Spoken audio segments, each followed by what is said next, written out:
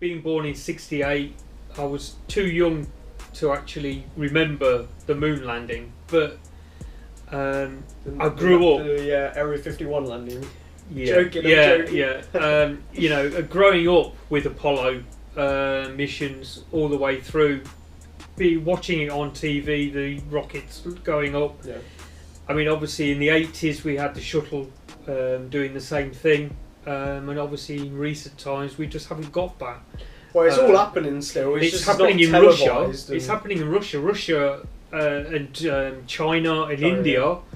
They're all striving to go back to the moon. Yeah. And I hope they do it. I think India or China are gonna do it before NASA get their act together, and because they are building obviously this new shuttle that is underpowered. I think Virgin Media, what's his name? Richard Branson will probably get there first. Well, I mean, what they're doing is they're going for the commercial side of space flight. Richard Branson, because obviously it's reducing the flight times of travelling to places around the world.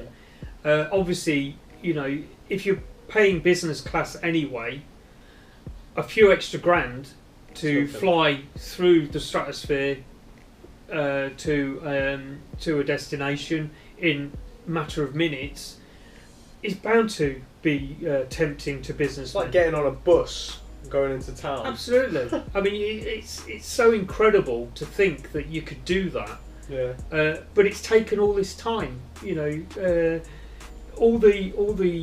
I remember seeing everything that Patrick Moore and everyone was saying about the moon stations back in the '60s. You know, JFK was talking about it, having men on the moon. And then jumping from the moon to Mars and following that on. It's not happened, has it?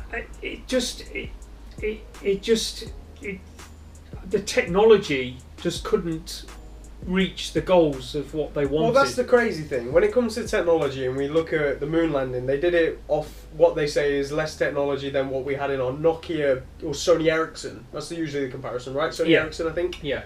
Now, I had a Sony Ericsson when I was like 11. Yeah. I think it was 12. So I remember a Sony Ericsson thinking they got to the moon off that technology, and nowadays we have stupendous amount of technology, yet we haven't succeeded more than that. Yeah. I don't think we can even get to the moon much quicker than what we did back then.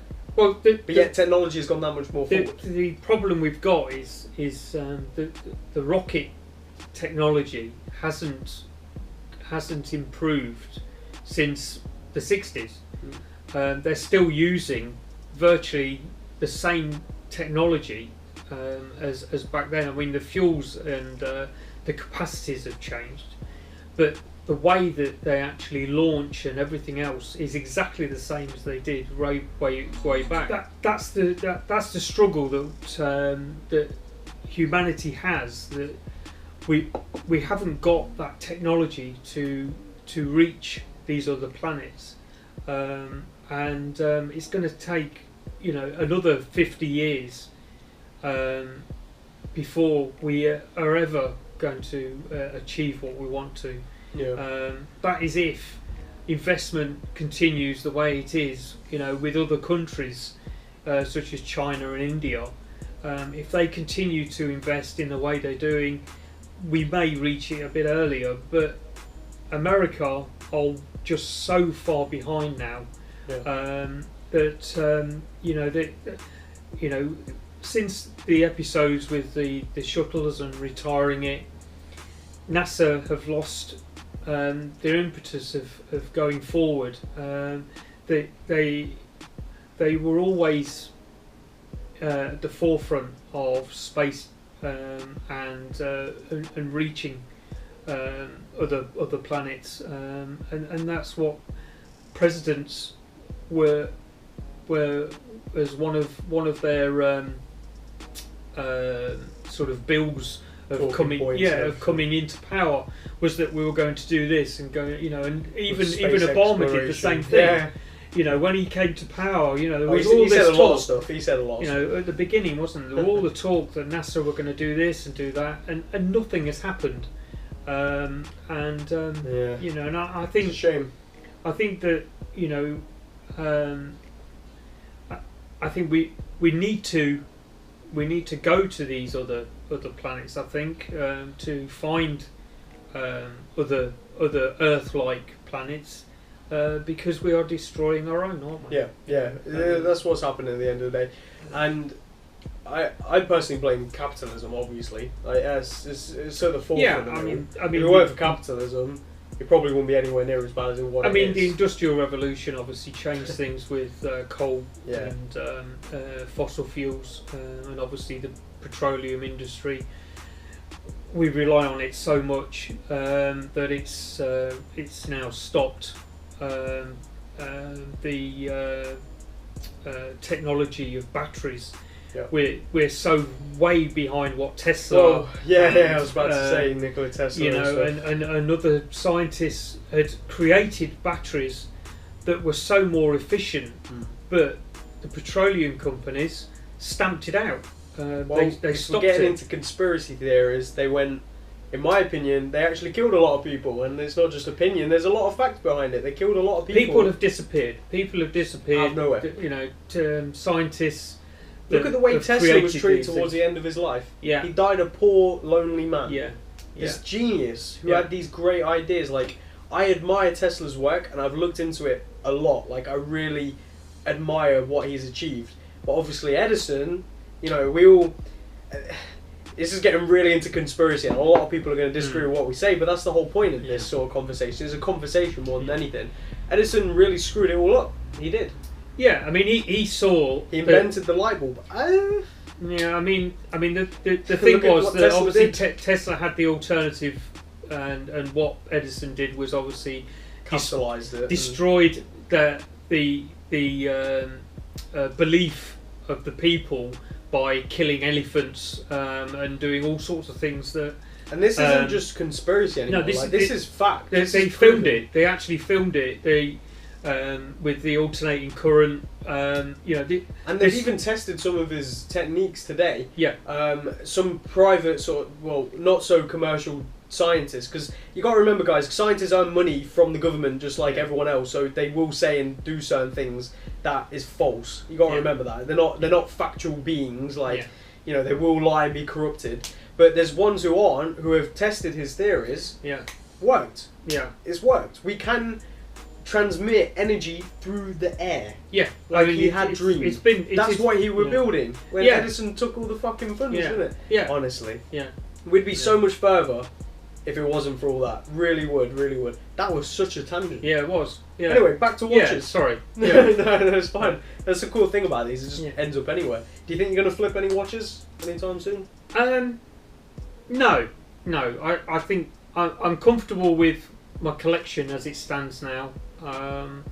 And I don't feel that the need to, unless obviously something happens, then I'll have to sell them. But I don't feel the need to sell any of the pieces now. They all mean something to me now.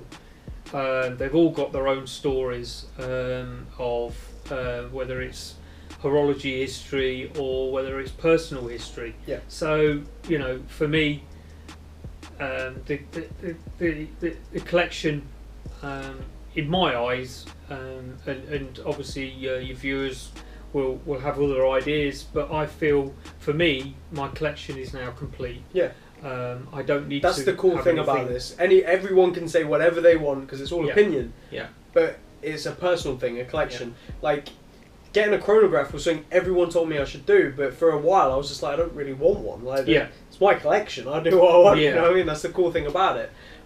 But. So the next piece is going to be the Omega, probably in a year or 2 or 3, or just down the line. Really. Yeah. Do you think during that time period there may be something else that might tickle you? Is there anything in the limelight? Like I know we were talking about the Bull of a Curve. Yeah, I mean there was the curve. It's an interesting concept. Being the first truly curved watch with a curve movement, with the curve movement. Again, going back to the System 51, there's that unusual. So you think that that fills that box? That's for me. Then I've got the System 51, and for all its technology and manufacturing processes. You know, the System 51 for me sort of fills that. But for you, obviously, you haven't got the System 51, so obviously it may be something you may be interested in. The thing with the Bolivar curve, and I'm going out on a whim here because obviously I don't know for sure, no one does. I think it may be like something you buy, if you buy the first generation, that could be worth a lot of money in like 20, 30 years. Personally, I think it could. Because it being the first of its kind, all we have to do is look at the 7A28 and the 7A38 of today and how much some of them go for in comparison to what they were purchased as. I think it could be something like that. It could be the 7A3A of the future. Let's just call it that. Personally, so I might get one for that sort of thing, but with the pricing, it's not stupidly cheap, and like if I doubled that price and I could get myself a nice Tudor or something, you know.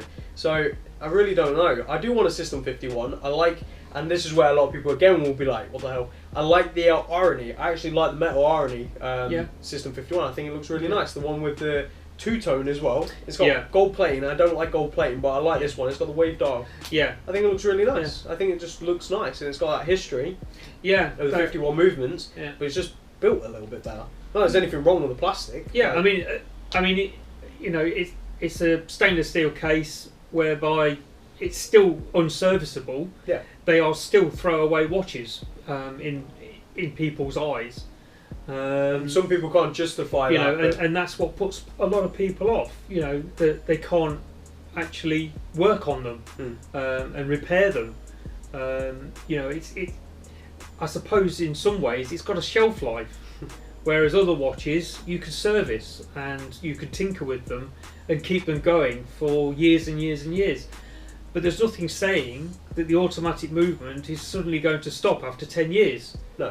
There it's is not no been around long enough yet for us to know either. So. Exactly. I mean, what they've said with the lubrication and everything else that they've worked into the movement, there's a chance that things will start to deteriorate after 10 years, but there's no proof of that because obviously we haven't reached that stage. We're only 2 years down the line of it being introduced. I think it was 2014, something like that. So you know, nobody knows. For all we know, it could be a case of some of them last 30, 40 years, and some of them last 10, 20 years. I mean, some of them last 5 years. Like it's just, with them being made by machines, it should be pretty similar along the board. Because they're literally identical in terms of the movement, but obviously there's always some sort of change, oxygen, the amount of oxygen that got into it, or dust, or because they're chromatically sealed. They've done just about everything they can possibly do to keep the movement ticking for as long as possible, and they've used components with the zinc and the magnesium. It's not just plastic. That's the thing that people are unaware of, that they've actually thought about what they've put into that movement. They didn't simply just put a load of plastic pieces in and expect it to tick forever. Which is what a lot of the movement snobs seem to think. You know, whenever I hear the movement snobs talk about the System 51, they just it's like when you tell someone you've got a quartz piece and they just go quartz, and it's just like. It's that sort of mentality that some people have in this community, and it's like we're already a niche community. There's not many people who are into wristwatches. Like, it's such a niche. Why try and alienate it further? Like, by doing that sort of stuff. Like the Hodinkee article was perfect. They did an article about 12 mistakes new watchmakers always make, or something like that, and it says in there about value. Like, when people buy really expensive watches, and the people lower end like us, and I've seen it done, they will go, oh, they're just buying that because it's really expensive, or it's just this, it's just that. Why do that? You're alienating like one half of the community, which is already such a niche. Like, we should all just, if someone's got a collection of quartz pieces, who cares? They're into watches. Like, should we not endorse that and like promote that? Great, you like quartz, awesome. I like watches as well. They're watches. You know, we seem to forget. You don't need this. You can take this off. Guess what? Your life is the same. You've got a phone. These are no longer needed in today's society. We do not need watches. It's completely pointless. A watch is completely pointless. It's a waste of money if we take it for what it is in terms of society. In its function, it's with the you know. But I like my watch. With with smartphones.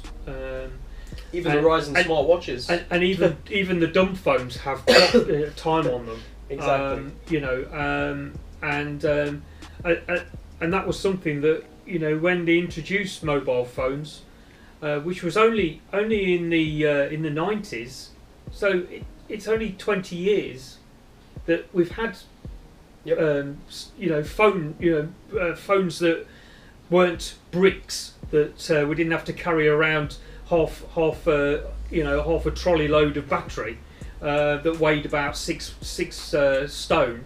Because phones, just the technology was so archaic. It was comical seeing guys walking around with literally a box that was about this big with a phone on the top of it, and that was the battery, and that was your mobile phone with this huge antenna that you had to use, and that was supposed to be that was about 10 grand. They were incredibly expensive, and it was only the introduction of like Sony Ericsson's, Nokia, companies like that. They all started to build the dumb phones, as we call them now, but they all had function, and and the technology has moved on so much now, so fast, and so so much. I saw an article where they're actually putting in the new next generation of phones 8 gig of RAM in a phone, which is half the amount that we've got in our PCs. Yeah. Well, we've got in our PCs. Everyday PCs are like 4 to 8. So you're looking at like a. So your phone is going to be more powerful than an everyday laptop. So this just strengthens my point that watches are becoming more and more useless. They are not needed. So we need to really, if we're into them, appreciate anyone who's into them. Yeah. I just really want to. We need to embrace the collectors and. Whether let's be completely honest.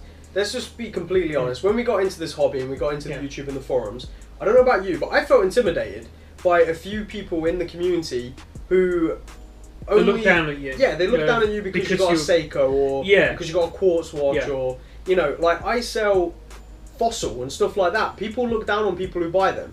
Yeah, and it's like that person's still buying a watch that they don't need. Yeah. Like they're showing an interest in something we have an interest in. I mean, you have to remember that the buyer of the Michael Kors is the buyer of the Rolexes, the JLCs in the future, because I bought a Seconda to start with, and now I have an Oris. Yeah, I mean, so when you look down on them people, remember that in 10 years or so, like perfect example, Andy. I'm sorry for using you so many times in the video, Andy. I hope you don't mind. He sent me a lot of his watches I started with. Parnis, Skagen. So Skagen quartz, Parnis Chinese. Yeah. Like you can pick a Skagen on eBay up for like 50 quid, a Parnis for like 100 quid maybe. And now he's got a JLC. Yeah. Like, and a Rolex Explorer, 2 Grand Seikos. I think he has Submariner, a Tag Heuer Monaco. So he's gone. That's like showing the extreme it can go. Yeah. So imagine if he showed up wearing a Parnis. Yeah. People would have laughed at him, and now he turns up with a JLC. People respect him. It shouldn't be like that. No. And that's what I really want to send home. That's why I started this channel. Yeah. I started this channel because I wanted to show that, hey, if you ain't got much money, welcome to our world. We don't either. You can still have fun with a £20 Seiko 5 off eBay. You can still enjoy the hobby, and there's still people out there who will respect you no matter your budget. That's why I started this channel, and that's why I like having you on the show as well, because we've got that same philosophy. At the end of the day, we're not rich. No. We're far from rich, and we're just getting by with what we have, and any spare money we put into a hobby that we enjoy.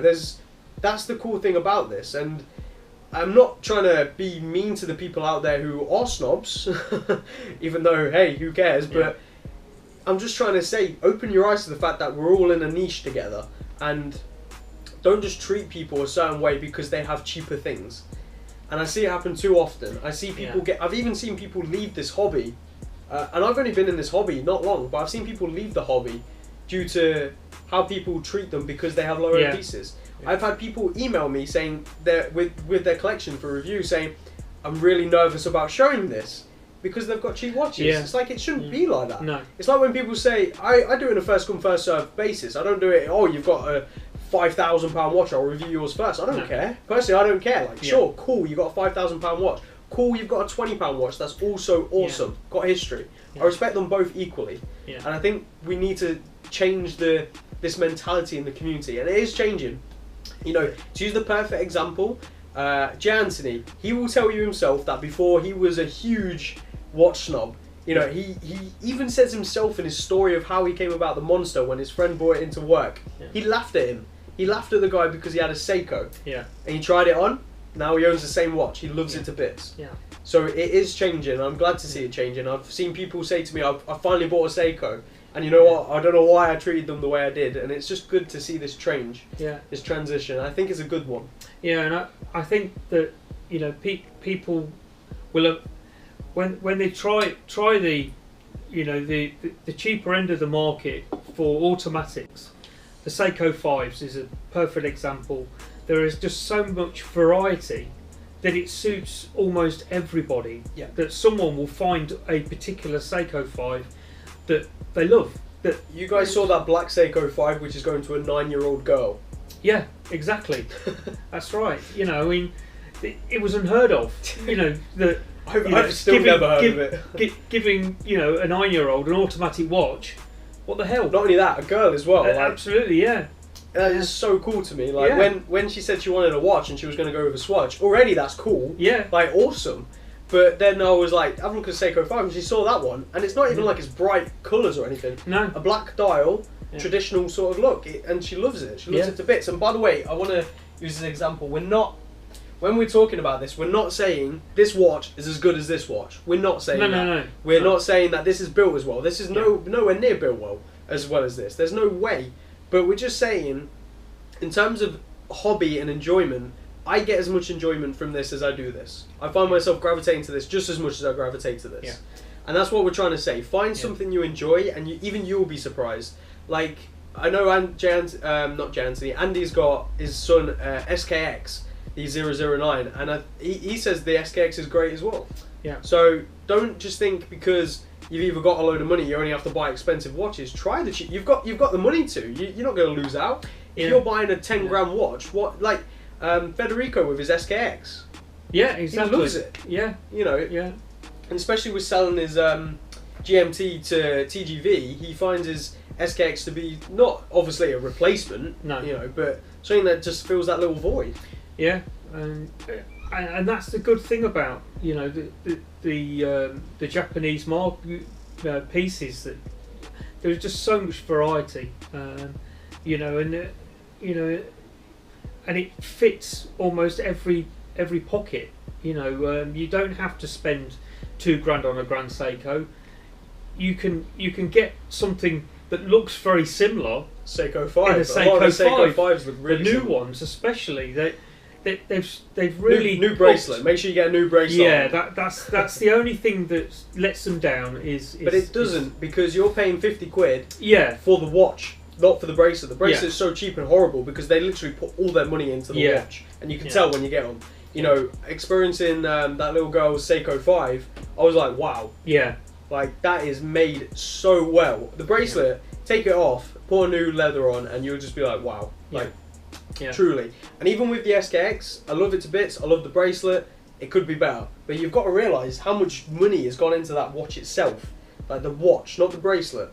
So, it's a bonus. To me, like, I think you said it earlier, Seiko 5, just send it without a bracelet. Or just send it on a NATO, or I mean, or like this can't be that expensive. What is it? I mean, it's I think nylon. Is it? Might be some sort of fabric. I think can't be expensive. No, and it works great. And I mean, you know, it suits the watch. You know, for the period that it's looking at. You know, it's the military styling. You know, obviously you don't want something that's going to reflect light and that kind of thing, and that's what they were working for. You know, they've tried to stick to a philosophy with Seiko 5s You know, they've tried to fit an ideology with all of the models. They've all got certain aspects that is a Seiko 5, Yeah. and no other Seiko is like it. You know, and now they're using, you know, the better movements. 7S26 is great. It's truly it's is a great. real workhorse. I mean, my Monster, you know, from '91.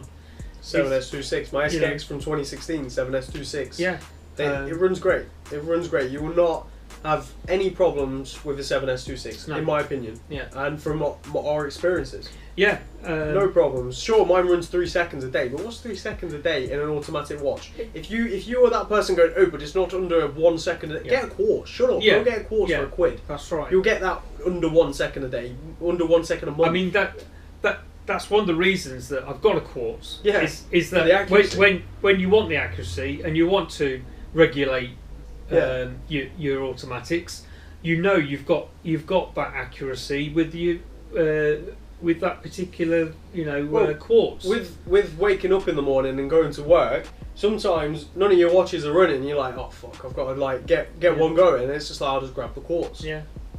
Yeah. Like, I mean, I useful. I get into a routine every morning and every evening now of just simply winding the watches for a couple of minutes.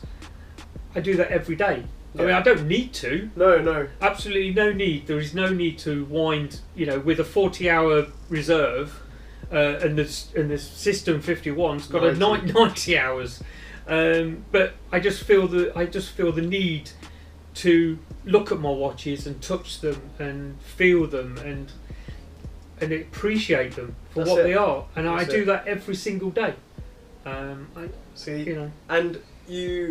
there'd be people out there in this community who would look at your collection and go, he's not a real watch guy. Yeah. I bet they don't even do that. I bet they don't even bother to get their watches out every single day and do that. I bet they wear one of their watches pretty much daily and that's it. Yeah. I mean, I find that obviously, the dealers of this world, like Paul Thorpe's, can't appreciate the watches anymore because he said it himself. He can't wear a watch. He said it himself.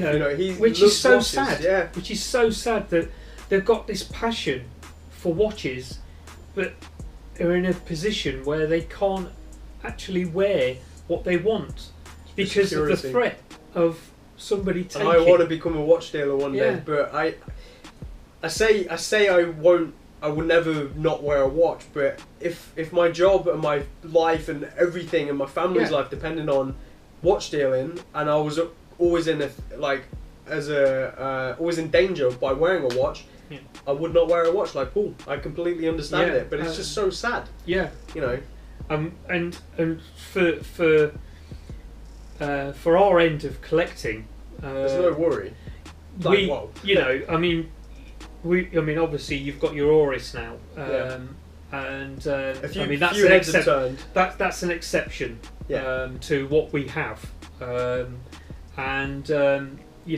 we feel fairly secure that when we go out on a day, that people will look at our watches, appreciate what they are, but won't feel the need to take it from us. No. Whereas if we had a very, very nice gold Rolex. if you've got your iPhone, your 12S. your smartphone, you're flashing it around, The great thing is, if I wore this or I wore an Apple Watch, I think I'm in more danger wearing an Apple Watch than I would be wearing this, and this is worth a lot more than an Apple Watch. That's right. So there is that sort of stigma. It's a misconception for people that haven't got and want something, and will take an opportunity, and I just feel that they like I say, it's a misconception that they have of value. Yeah. Well, I've had 6 of my bikes stolen, and a couple of them were like 20 quid. Yeah. So it just says it all. People will just steal anything. You've got to remember that. Yeah. And it's just a case of wearing, like, I just feel bad for him. If I was Paul, I'd wear just a Seiko. I'd wear something. Yeah. Like, Yeah. I could imagine him wearing an SKX or a Turtle or a Paddy or. That's right. I mean, you know, to not wear something that they've And this got a isn't passion for. saying anything bad about Paul Thorpe. No, We both no. really No, enjoy his video. I yeah. did a video. I interviewed him. Yeah, So, yeah. you know, it's like any watch dealer. I mean, Yeah. that's you know. There are some exceptions, but Yeah, they're usually the ones, because Paul, for those who don't know, operates in London. Is it the East End or is he? yeah, I think It's so. like more towards the East End, Yeah. near the airport. Yeah, So that's the is East End, it isn't it? Gatwick, is it? Gatwick, yeah. Yeah. So he's in an area that isn't stupidly affluent. So, you know, the watch dealers you see wearing watches like they wear their Hublot Big Bang Rose Gold. Usually, a watch dealer's in like Miami Yeah. or like places where luxury goods is kind of common. Yeah. Like you're all kind of safe because you're all surrounded by each other. Like Yeah. they wouldn't know who to get. Yeah. Whereas in the UK, and I've said this and people have disagreed, I don't think there's any true, like, pure affluent places. People say Chelsea, people say Essex, certain places. I've been to them places and I don't see pure luxury in one area. Like, there's not just filthy rich. There's always that mix. I mean, the way that you know the way that we build, we try and mix different wealth together. We try and do that because then the lower end will hopefully try and make things better than if they were all of the same, like council houses, Yeah. where they're just blocks with no character, nothing about them at all. Yeah. Whereas, you know, with certain affluent areas, there's like Oadby in Leicestershire. You know, we've got an Evington and even Glenfield Road and places like that. I mean, the houses there, you know, are worth quite a bit of money, and you know, And they're right next to council estates. and you've got council estates just up the literally, road. literally like through an alleyway. Yeah. Literally, where I live, there's an alleyway that goes into Glenfield, and them houses are worth double Yeah, what they are through the other side of that alleyway. yeah. Literally, and that is stuff like that. That's very, very common in England, and Yeah. I don't think it's so common in America. No, They're very split. You could literally, and sure, it's the case of going down the road, but it's massive difference. Yeah, I mean, in America, they the way that they build are more like community building, where they'll have security gates at the entrances, and there's only one way in and one way out. You don't really get that here in the UK. And in the UK, we'll get that with flats, where you've got security gates, but that's only on certain ones. Usually private. That's right. Whereas in America, communities will stick together. It's quite common. Where You see it. where they're all I of a watched the certain Purge level. last night. I watched the Purge last Yeah, night. that's it. And in there's a gate for their little community Yeah. area, Yeah. and they go through, and it's a little gate. So Yeah, and then they've all got the houses gated as well. And yeah.